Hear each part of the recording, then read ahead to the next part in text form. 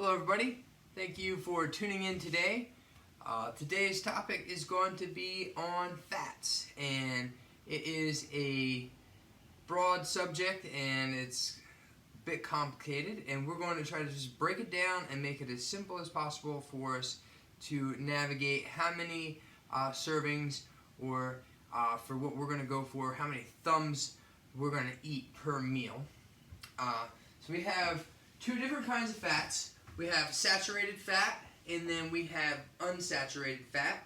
And saturated fat is going to have more hydrogen atoms, and unsaturated fat is going to have less. So the higher hydrogen atoms it has, the more saturated it is.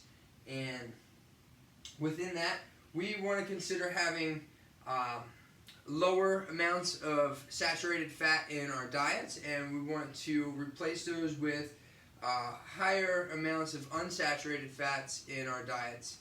And so definitely something to consider when we're making selections for the kind of fats that we want to have in our meals. Things that fats help us out with are going to be keeping our immune system healthy. It's going to support our brain function and our cognition. It's also going to help us with hormone regulation, gene regulation, thermal regulation. This is going to be a key component to keeping the body balanced and keeping our moods balanced as well. Keeping our cholesterol levels in a good place. Liquid at room temperature, and they're going to be found in things like nuts, seeds, oils from these nuts and seeds. They're also going to be found in fish. There are two main types of unsaturated fats. We have polyunsaturated fats, and then we also have monounsaturated fats. And the difference between those is your monounsaturated fat is only going to have one double bond, and your polyunsaturated fat is going to have two double bonds. And we won't get too much into that, but it's good to have a mix of both polyunsaturated and monounsaturated fats within your diet. So just continue to think about having a broad spectrum. Saturated fats are going to be solid at room temperature, and they can be found in full fat milks and full fat cheeses. It's found in coconut oil, and going to be found in butter, and it also, saturated fat will be found in like fatty meats as well. Given that saturated fats can, in high quantities, can raise cholesterol, and a higher fat diets with or a higher saturated fat diet is known to be linked with like cardiovascular diseases. The American Heart Association recommends that your daily calories come from 7%. No more than 7% of your fat, and the recommended daily intake is no more than 10%. So somewhere in that range of 7 to 10% for your daily calories coming from saturated fat is the general guidelines. So we have essential fatty acids and non-essential fatty acids. So essential fatty acids are fatty acids that need to be consumed within your diet. And we have two types of those. We have linoleic acid and alpha-linoleic acid. And those two, we do need to source those in our diet. The rest of the non-essential fats can be made by the amino acids that are found in the body. So given the right sources and a good variety, the body will be able to make the rest of. In regards to immune health and heart health, omega-3s are going to be really useful. And in regards to like brain function and gene regulation and thermal regulation, cell growth, those things are going to be supplemented or supported by the omega-6 fatty acids. So again, it's good to have a good spectrum of both omega-3s, omega-6s, and they're going to be more on the polyunsaturated fat side. And we want to make sure that we get a decent amount of those in our diet. it's important to note that the most things that contain fat are going to contain a mixture of fats. So we'll end up with something like coconut oil, for instance. It's going to be more saturated fats, but it also is going to have some polyunsaturated fats and some monounsaturated fats as well. But we'll consider this more along the lines of a saturated fat. And then within the context of omega-3s, so omega-3 fatty acids, they're going to be found in plants like soybean, chia seeds, flax seeds, hemp seed, walnut. These are going to all have that omega-3. And then omega-6s are going to be found typically more in our meats. They're going to be found in fish like salmon and mackerel. Eggs have omega-6, the yolk of the egg. Let's go through some examples. We'll start with saturated fats. These are things that people are probably already eating, which is okay within moderation, but maybe we can start to think about getting some more unsaturated fats in, getting a mixture of our polyunsaturated and monounsaturated, or omega-3s and omega-6s. I don't want to make it too complicated with that. If we're eating more along the lines of things like nuts and seeds and getting our fats from those things and from fish, then we'll be moving away from some of these saturated fats and getting more into the unsaturated fats, which is just an easier way of thinking about it, at least in my opinion. So within the saturated fats, we have butter. This is a grass-fed cow that produced this butter. This is a butter that I use sometimes to cook with. Some things I do like to use butter for, but I try to eat less of this and use other things to cook with. This is a provolone cheese. Actually going to get 2 slices for a serving of this. So 2 of these is going to equate in calories to thumb size. So some things you're going to have to look into and do a little bit of research on to figure it out. But once you know, you'll be like, hey, that's going to actually equate to a thumb size there. 1 tablespoon of this is going to be a serving. If you look on your label, it's going to be 1 serving for this. This is a organic coconut oil, and I like to use this for some things to cook with. And you get 1 tablespoon, or you can think 1 thumb is going to give you a serving of this. And then we're going to move out of the saturated fats. Again, like some of these things are going to have some saturated fats, but they're going to be higher in our unsaturated fats. So a lot of times there's going to be a little bit of crossover, and you're not going to be able to just have unsaturated fat. It's going to have a little bit of saturated fats. We want things that are going to be higher in unsaturated fats here. So we'll start off with some cashews, and this here is a serving, and it's going to equate out to just a little bit more than a thumb. So that's about a thumb and a half if I eyeball that up. And that would be 1 serving for me. And you know, everybody's thumb is going to be a different size, and so it's good to get your guide on that. Get your portion guide on what size or how many thumbs that you're going to need in a day. We have a vegan kale and cashew basil pesto. This is actually going to be expeller pressed olive oil. This is an extra virgin olive oil base, and they use cashews in it.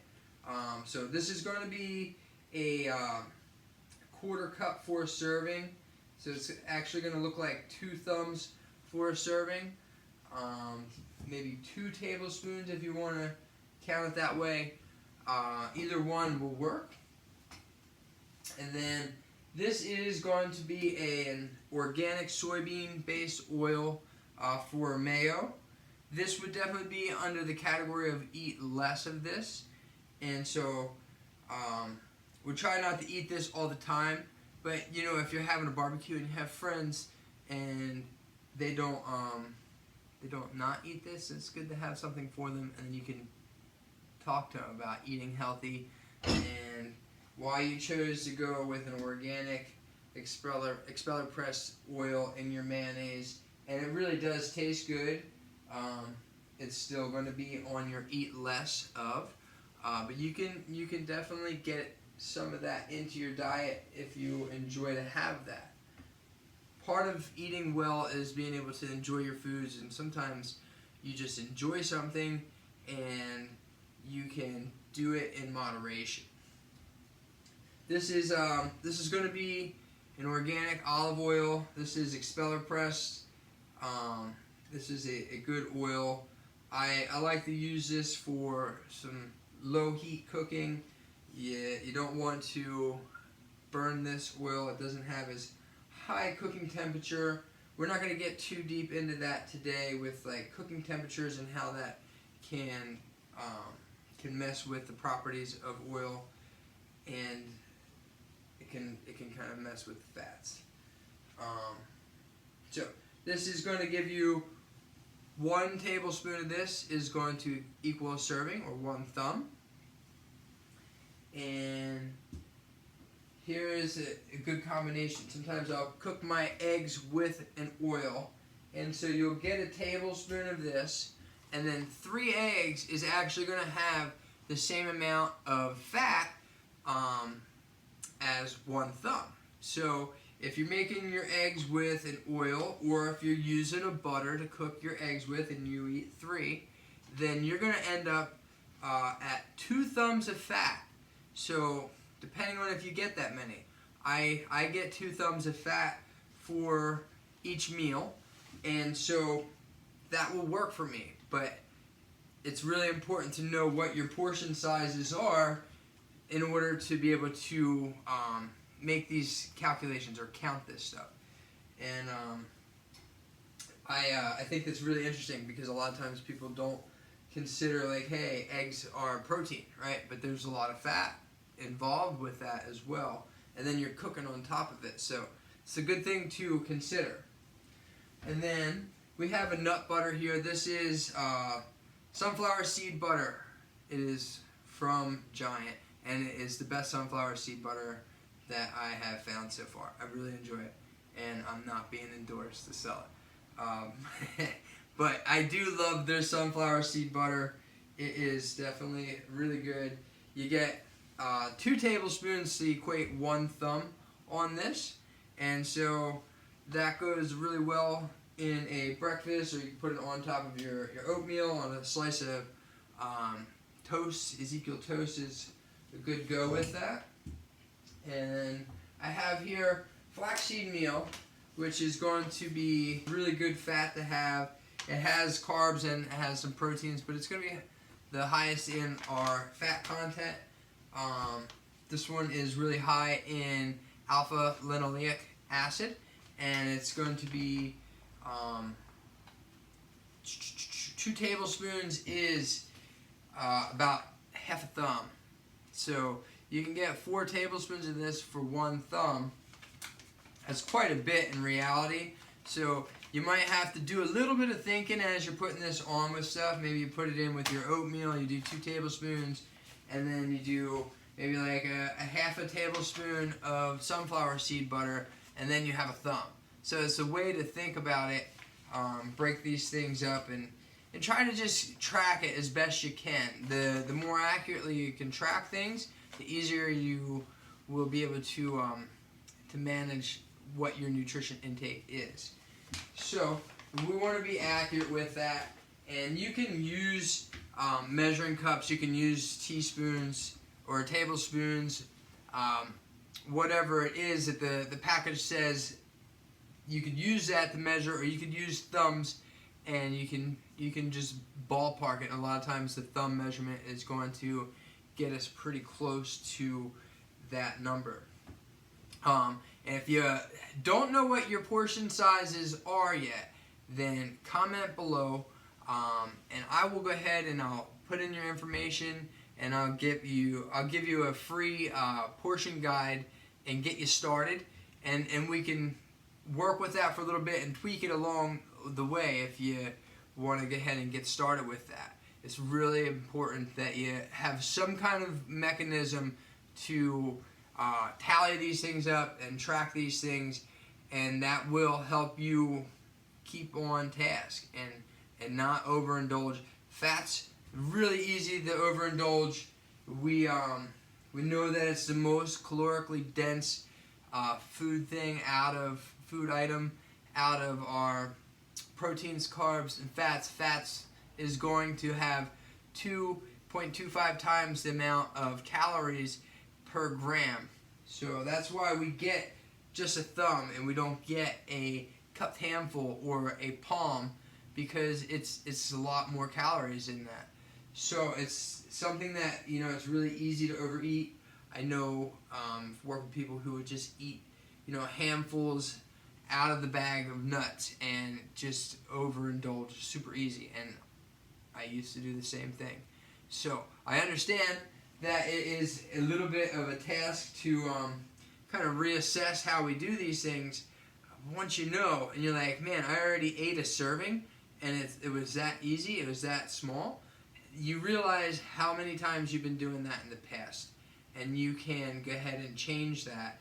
And it takes practice, it takes consciousness, and you have to want to do that change too. But if once you know, you understand what your portion sizes are, you can go ahead and make those changes, and you'll start seeing results. And maybe you start to peter out, we reevaluate and see where you're at, and maybe we tweak it more, But getting started here, get an understanding of how many thumbs you need, and then actually working through it for a few weeks, then make your adjustments as you go along and see what works best for you, see how you're feeling, energy, mood, all that stuff. I know it's not as appetizing as some of the other videos. I didn't do a lot of cooking for this one. Mostly just have these items sitting around the house and went ahead and grabbed them, but we can use these to cook with, and they will help us complete our meals. We can use these as toppers, and they'll help us complete our meals. But it's really important that we go ahead and understand that these all have values, and fats sometimes are overlooked and not understood on their caloric value, and that can be a really easy place to get a win. So we want to just go ahead and account for these things and see if that can help us get a little bit closer to our goals.